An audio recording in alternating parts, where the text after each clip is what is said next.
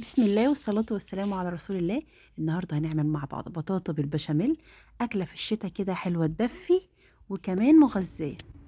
معايا 2 كيلو بطاطا غسلتها كويس قوي وقطعتها وحطيت عليها كوباية مية على النار ومعاها معلقتين سكر.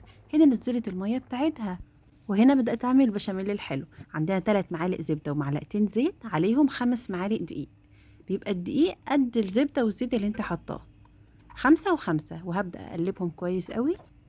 المقادير كلها هسيبها في صندوق الوصف. وهنا بدأت أقلب الدقيق بتاعي لحد ما أشم ريحته كده. وبعد كده هنزل باللبن، كوبايتين لبن وكوبايتين من مية البطاطا اللي أنا صفيتها من على البطاطا بعد ما اتسلقت. باخد الكوبايتين المية وهنا كوبايتين اللبن، وبحطهم ال5 معالق دقيق بياخدوا ال4 كوبايات سائل.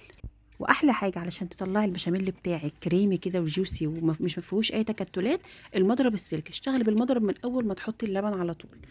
هنا بقى حطيت كوبايه الا ربع سكر ورشه فانيليا، ونص كميه القشطه اللي عندي، حوالي معلقتين قشطه بيخلوا البشاميل طعمه حلو قوي وكريمي كده وتحفه. هي البطاطا بالبشاميل اصلا اكله شتويه كده بتدفي وتفضل سخنه رهيبه، حلوه قوي. وهنا زودت معلقتين كمان سكر، كنت انا اخدتهم من الكوبايه الا ربع للبطاطا وهي بتتسلق، يعني كوبايه الا ربع سكر بالظبط معاكي. وافضل اقلب فيه لحد ما يغلي معايا.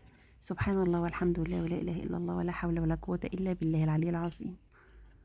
هنا بقى ابدا ارص البطاطا معايا. البطاطا طلعتها من الميه واخدت الميه طبعا وهرستها خالص، خليتها ناعمه جدا. ومعلقتين السكر اللي انا حطيتهم عليها وهي بتتسلق خلوها طعمها مسكر، مش محتاجه اي حاجه جواها. هنا حطيت طبقه بشاميل تحت خالص علشان خاطر يبقى في طبقات كده، ما تبقاش دي لوحدها ودي لوحدها. ومكسراتك الجميله على ذوقك طبعا.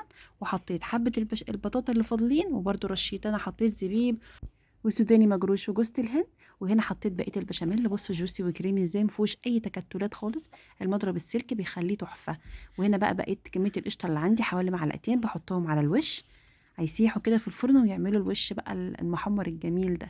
وبس كده نحطها في الفرن حوالي نص ساعه من تحت ومن فوق. بتشغلي الشوايه كمان. بصوا هنا بوريكم ازاي جوسي وكريمي والبطاطا طالعه سخنه. دي احلى احلى اكله في الشتاء. وبألف هنا. لو عجبتكم الطريقه ما تنسوش تدعوا لي دعوه حلوه في الكومنتات. والسلام عليكم ورحمه الله.